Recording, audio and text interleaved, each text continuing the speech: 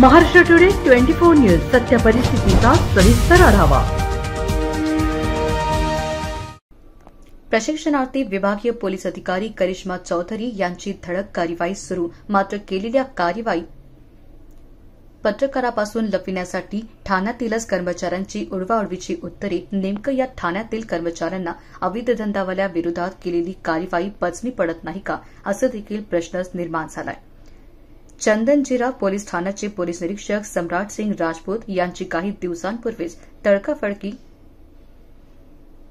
Jalna police नियंत्रण कक्षात बदली करण्यात आल्यानंतर चंदनजीरा पोलीस ठाण्याचा पदभार प्रशिक्षणार्थी विभागीय पोलीस अधीक्षक करिश्मा चौधरी यांनी स्वीकारल्यानंतर चंदनजीरा पोलीस ठाण्याच्या हद्दीत सुरू असलेल्या अवैध धंद्यावरती कार्यवाहीचा धडाका सुरू केला असून चंदनजीरा पोलीस ठाण्याचे हद्दीतील 11 अवैध धंदेवाल्यांच्या विरोधात गुन्हे दाखल करण्यात आले असून रेकॉर्डवरील पहिले आरोपींचा शोध घेऊन कडक केली आहे।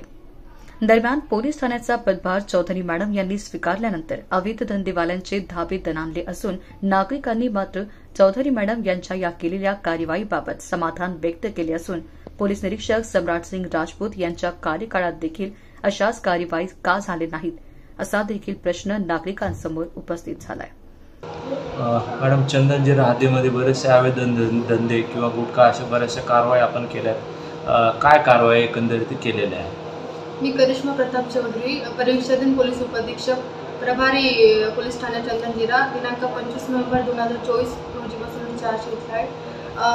चार्ज घेतल्यानंतर माझ्या लक्षात आले की हद्दीमध्ये बऱ्याच प्रमाणात अवैध धंदे चालू असून त्याची खबरींमार्फत माहिती घेतली असता जवळपास 11 ठिकाणी आम्ही छापे मारून वेगवेगळ्या प्रकारचे एक्झाम्पल दारू असेल किंवा मटका असेल किंवा जुगार असेल अशा ठिकाणी रेड मारून जवळपास 4,67,000 रुपयाचा मुद्देमाल जप्त केला आहे।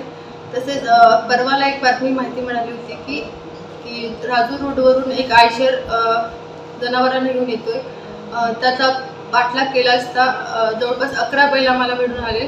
ते बैल घनसावंगी येथील साखर कारखान्यावर जात असल्याची माहिती मिळाल्यानंतर आम्ही त्याचा ताबा त्यांना देण्यात आला, पण जास्त वाहतूक गरजेपेक्षा जास्त वाहतूक केल्यामुळे त्यांच्यावरती गुन्हा दाखल करून आम्ही त्याचा तपास करतोय। अशा अवैध धंदेवाल्यांना आपण काय आव्हान वगैरे करणार आपल्या? अशा अवैध धंद्यावरती आमची नजर असून जशी आम्हाला बातमी मिळेल तशी आम्ही टीम पाठवून कारवाई करतो। सध्या हद्दीतले सगळे अवैध धंदे बंद असून कोणी माहिती दिली आम्ही लगेच कारवाई करू। महाराष्ट्र टुडे मराठीसाठी ब्युरो रिपोर्ट विलास गायकवाड, जालना।